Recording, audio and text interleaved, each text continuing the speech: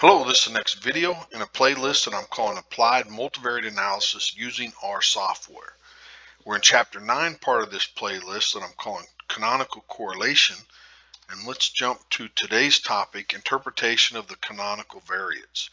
Now the coefficients in the canonical variates, so UI and VI, remember U1 and V1 is the first canonical variates, and they create a linear combination of these two different sets of variables that creates maximum correlation. And then there's the second variates, the canonical variates, the third, and so forth. There's S canonical variates, where S is the minimum of P and Q, and P is the number of variables in the first set, Q is the number of variables in the second set. Now, UI and VI reflect differences in scaling of the variables as well as differences in contribution of the variables to the canonical correlation. So one way to remove the scaling effect, the original variables can be centered and scaled to remove any effect of scaling. Now note that centering and scaling of the original data set does not affect the canonical correlations, but it does affect the coefficients in the canonical variates. So, this has been a recommended approach for interpreting the contribution of the variables in the presence of others. Now, there's different approaches in interpreting these coefficients, but I think this one is recommended. Okay, so when we do something different, we have to have a notation change using this. And so the notation change when using centered and scaled data are this.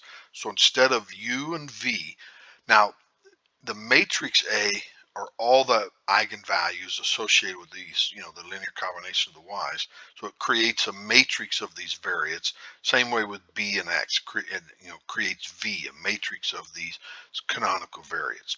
Now to signify, so instead of using U and V, we use Z1 and Z2, where the original data has been centered and scaled. That's what the subscript CS, centered and scaled.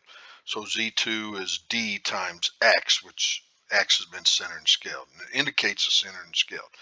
So A contains, and this is a reminder, contains the S eigenvectors of this crazy matrix, while C contains the S eigenvectors of this matrix.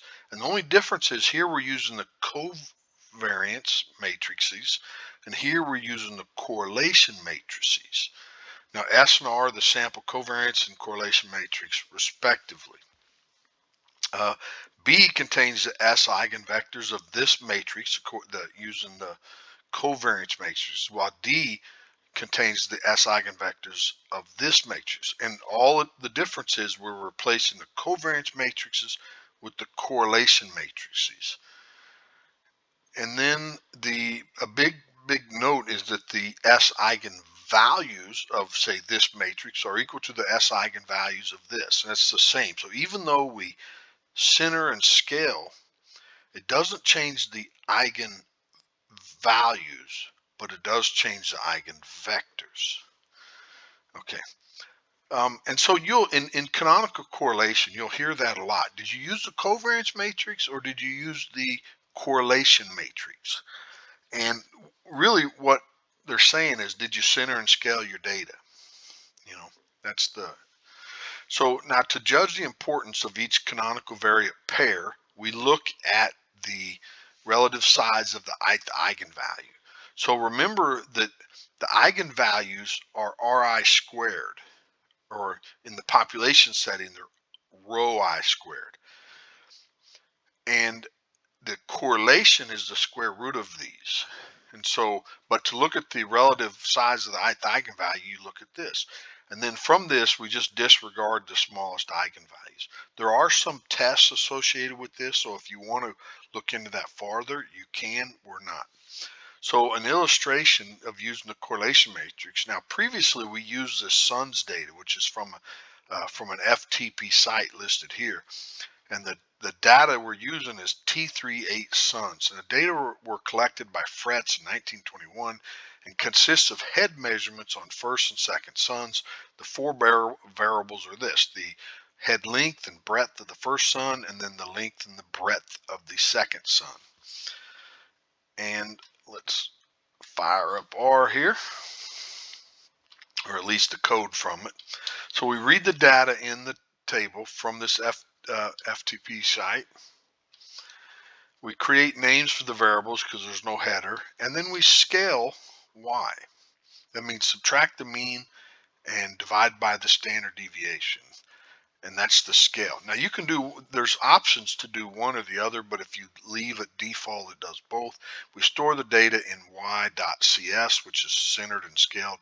Now here is to point out that the covariance of centered and scaled data is equivalent to the correlation matrix. So the covariance matrix, correlation matrix are the same. You can see that it's true. Now let's change the notation. So let's put the first two variables in Z1, the next two variables in Z2. Let's do the canonical correlation between these two, and that's what's stored in C. Now, if we look at the matrix C, we store the coefficients for the first set of variables in C, and it's these. So the first column is the first variate, or the coefficients associated with the first variate, and the column 2 is the second. D coefficients are these. Now the maximum correlation between these two variables, or these two sets of variables, is this linear combination between the first variates and Z, and it's 0.7885. And if you go back in the previous video where we did not use the correlation matrix, i.e. center and scale the data, this is exactly what we got. It's the same correlation. Then this one here is to show you, instead of using columns, let's use the matrix C and D, and so it creates a correlation matrix. So the 0.788, that's this first one, the left, or the top left. The bottom right is the correlation from the second canonical variates. And notice that the off diagonals are, essentially 0, 15 zeros in, there. And that's because the way that this works is the second variates, canonical, variate pairs are all uncorrelated with all the other variables, and that's what this is illustrating. So let's briefly check some other correlations to see if any of them are close to the maximum. So let's just create the correlation between Z1 and Z2. So that does univariate correlations, and none of them are as high as the other. If we just sum the first set and the second set and look at the correlation, it's 0.7884, which is sort of close, but this is 0.7885, so it's not as high. Let's look at a plot of the data. Using the centered and scaled data. This is it, and that 0.7885, that's creates a correlation that's pretty strong. Now let's do another example here using the correlation matrix, i.e. centered and scaled data. The data is from the same FTP site, but we're using T3 diabetes, and this is from Rees and Miller, 1979. Measured 5 variables in comparison of normal patients and diabetics. The variables are the 3 that they called of interest are glucose intolerance and insulin response to oral glucose, insulin resistance. And the variables of minor interest are relative weight, fasting, plasma glucose. So we're going to do a canonical correlation between these two sets of variables. Notice they're not the same number. We have 2 here and 3 here. So S, which is the minimum of P and Q, would be 2. So we're going to create 2 canonical variate pairs. So we read the data in.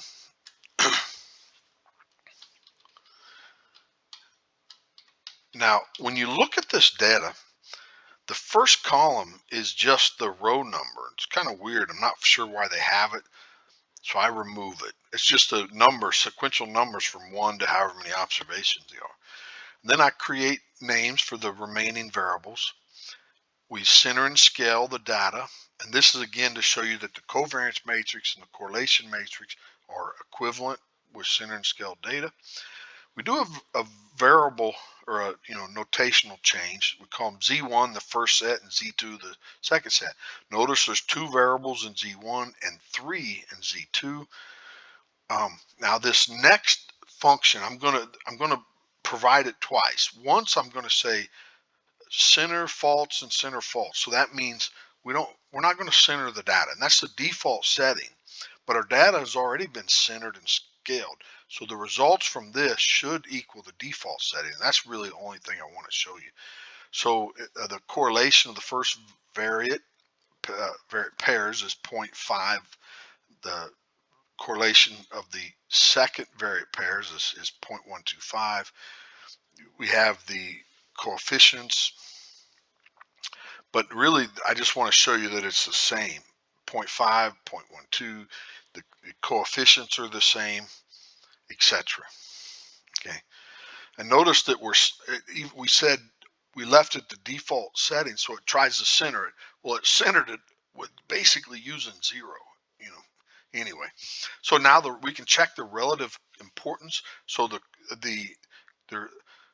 when we output the information from this canonical correlation into CC, it's a list, and in that list there's certain things that we can grab, and you can kind of tell that they're, you know, the coefficients, the correlation. So we're grabbing these correlations, and we're going to square them and then divide by the sum of those, and that tells us the relative importance of each of the canonical variates. So the first one, you know, it's 94%, and the other one's 5. So we're going to drop this last, um, you know, variate. Now, wait, there's only 2, but remember, one of our lists has 3, but the other one has 2, so it's always the minimum, so it's 2. And we store the coefficients into C and D respectively. So this is the column 1 is the first, you know, the coefficients for the linear combination of the y's that creates the maximum variance.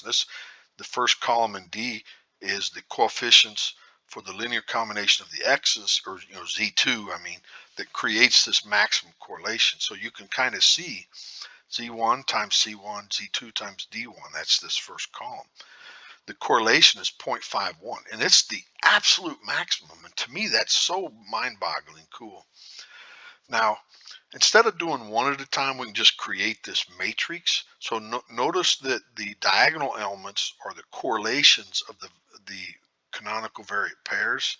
So if we look at the maximum 0.51, and this is 0.51, and then this one is 0.12, which results from above, and all the off diagonals are 0 essentially, and that's the structure of canonical correlation. That actually the correlation for this second canonical variate pair is conditional upon that has 0 correlation with every other variate pair less than it. Let's check other correlations, but these are the individual correlations between y and x's, and none of them are close to 0.51. Here's the sum of the first variables, the sum of the second. Oh, actually I left off the third column for some reason. So if we just take the sum of the first 2 columns, it's 0.07. Let's plot the data, and we get this. And so this is the linear combination of the x's, this is the linear combination of the y's, the ordinate scale. And this is it. So this is a plot of the first canonical variates of the diabetes data.